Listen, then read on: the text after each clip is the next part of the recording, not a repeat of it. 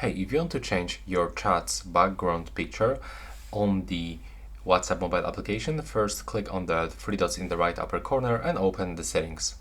Then from here open chats, and from here click on the wallpaper and now tap to change it.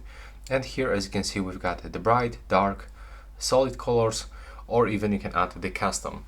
So if I want to get, for example, this bright, now from here I can pick something, for example this picture.